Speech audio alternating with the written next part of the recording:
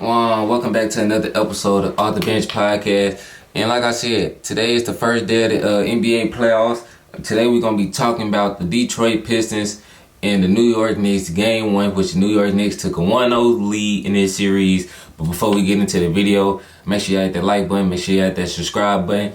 It's free to support, so make sure you hit that subscribe button and hit that comment section below. Let's get right into it. And I ain't going to lie, I'm more so going to be talking about Cade Cunningham more than anything in this video. Really bumped the game. Like I said, New York Knicks, they won the game. They did what they did. They ended up doing. We're going to get into that. But Cade Cunningham, this video is really dedicated to Cade Cunningham. My boy, wake up. This is not what I was expecting from you. Your first time being in the playoffs, you being a up and coming star in this league, being a point guard, being a franchise centerpiece of the Detroit Pistons. You ain't made the playoffs since you've been in the league. You finally get here and you wet the bed.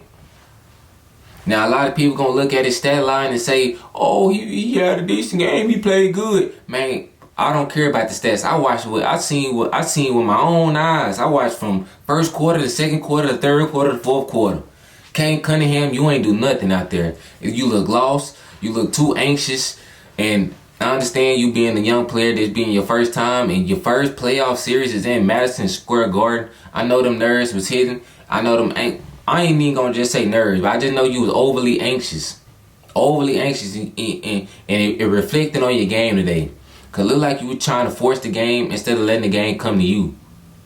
You had 6 turnovers, boy. Every time I look up, you fumbling the ball. You airballing threes. You weren't playing like Cade Cunningham. You weren't playing like a smooth operator that we know you to be. You didn't look poised at all. Now, like I said, this Detroit Pistons team, there's a young team, and this their first time being in this type of set outside of Tobias Harris and Tim Hardaway Jr. and Malik Beasley, and it's crazy because those the only 3 guys that showed up for the Detroit Pistons tonight. I mean it.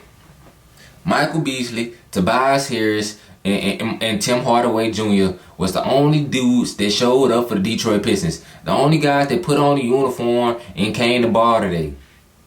Cade Cunningham, he was lost. Jalen Duran, he was lost. J.B. Bickerstaff, he was lost. The head coach, he was lost. I don't know what he was doing, and it's crazy. Like I thought this video, man, bumped that. This about the Detroit Pistons. J.B. Bickerstaff, you a terrible coach. I'm gonna just come out and say it. Now I know it's just game one. Y'all gonna be in the comments saying this and that. It's just game one, the rule out and this and that. But listen here. He did this with the Cleveland Cavaliers. Now he bringing it on. I don't care how many years it's been since they didn't make the playoffs and he got them there. You don't get no trophy. You don't get no pat on the back for making the playoffs nowadays. We got Mike Malone just won a championship not too long, 2-3 years ago, and he just got fired. Mike Malone, he brought the only championship to Denver, and he got fired. So I don't care if somebody made the playoffs. J.B. Bickerstaff, I'm trying to understand how every time you call a timeout, the New York Knicks go on a 10-0 run. Every time you call a timeout, what you saying in the huddle? I'm confused. I never seen nothing like that in my life. You call 5 timeouts back to back to back, and every time you call a timeout, that's when your team start losing. It's crazy, bruh. It's crazy because listen.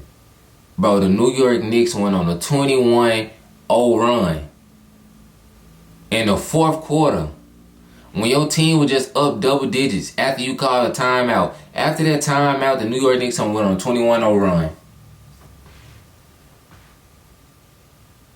I'm trying to understand what is being said in these huddles. What is the game plan? Y'all, you call yourself the bad boy Pistons and doing all this rah and rah. That's why I don't be caring. Man, if you doing all this barking, you ain't doing no biting. Isaiah Stewart, Every highlight you look up, you rumbling with somebody, you tussling and fussling and doing all this. Not enough highlights, so you getting buckets. Now when we need you to be out there and rustling and tussling and dustling, you ain't nowhere to be found. Now where was you at? You should have at least put a forearm to somebody who was coming in doing all these layups on the 21-0 run. You say you the bad boy Pistons, JB Biggerstaff, I would have been somewhere cussing these dudes out. These YNs, they don't understand to that old folks talk. You got to give it to them like a YN. You got to cuss them out. You got to hit them in their chest, grab their jersey up a little bit. You got to rough them up. Because obviously what you were saying that huddle was not working, man. I never, ever, and on all my years of watching basketball, see a team call a timeout and they come out the timeout break and allow a team to go on a run. Every single time. Every single time. Not one time, not two times, but every single time. And it's crazy because you call so many timeouts. They was going on the 21-0 run and you couldn't call a timeout because you had one timeout left. That's how bad it was.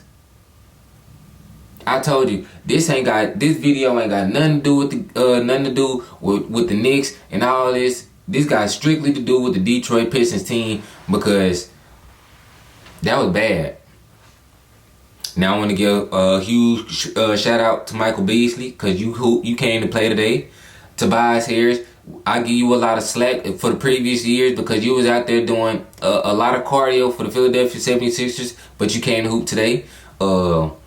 Tim Hardaway Jr., you look like Tim Hardaway Sr., but you came to hoop today. Cade Cunningham, you got to do better, son. You got to do better than what what you gave us. 21-10, it sound cool, it look good on paper, but if you go to cut on the film and watch the tape, you look garbage. You look horrible tonight. You look unpoised. You look out of control. You look, I don't know. You look everything but Cade Cunningham. You gotta work on that. We gotta get better. JB Biggerstaff, we gotta work on your coaching skills, brother. You gotta know when and when not to call timeouts. If a team is going on a run, call a timeout to slow the momentum down. And when you get out the timeout, make sure you're supposed to stop. You're supposed to stop a momentum shifting type of momentum. You calling timeouts to build momentum. I'm confused. I'm lost. I'm going to let it stray. Now you said Jalen Duran, while they going on a 21-0 run, Jalen Duran is your best big man. He out there, he a rebounding machine. You couldn't get a rebound, and he on the bench. This loss from the Detroit Pistons trickled down from the coaching staff to your best player. All onus is going on Cade Cunningham and JB Biggerstaff, the head coach and your star player. Because the star player, he look like a deer in headlights today, and JB Biggerstaff, it look like he ain't never coached a basketball team before in his life. I can coach better than what he coached today. I mean that. I swear. If all I gotta do is call a timeout, because that's what you did today. You were just burning timeouts. You don't even know what you were calling timeout for. You were just calling you get a timeout. You were just burning timeouts. That was bad basketball. How I was just saying, I be wanting to see good basketball. That was bad basketball. The New York Knicks weren't supposed to win this game. And I don't mean no harm to my New York Knicks fans and all this. Y'all won. Y'all was the more experienced team. But if y'all watch this game today, y'all weren't supposed to win. Detroit Pistons had y'all locked up majority of the game. They had Jalen Brunson in hell. They had Karl-Anthony Towns in jail. They had Mikal Bridges in jail. They had OG Anunoby in hell. And everybody was locked up. And they was going on a run. They was up double digits. Then in the blink of an eye, that youth showed up, that experience kicked in. JB Bickerstaff, he lost his damn mind. And that's when everything started going wrong for Detroit. Now, if I'm Detroit right now, I'm JB Bickerstaff. When I watch this film right now, I'm gonna be disgusted. We ain't running no offense. We ain't running plays. We not running our proper sets. All we doing is spamming the pick and roll and doing all this. Now, I understand that NBA playoff basketball is about exploiting mismatches and doing all this, but at some point in time, we got to have some type of structure about ourselves. Detroit Pistons, y'all lost all structure. Y'all lost all everything that was working for y'all the first 3 quarters. I just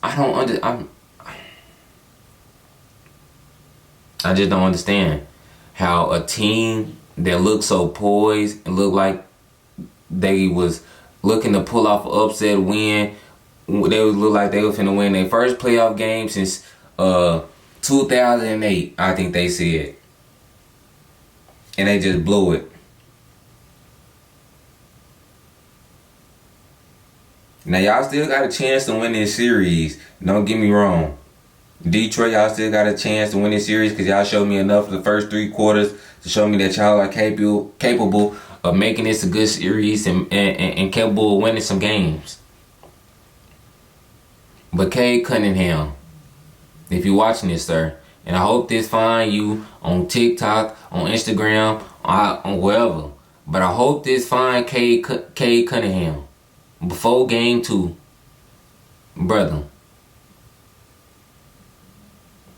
This loss is on you. The onus has got to go on you.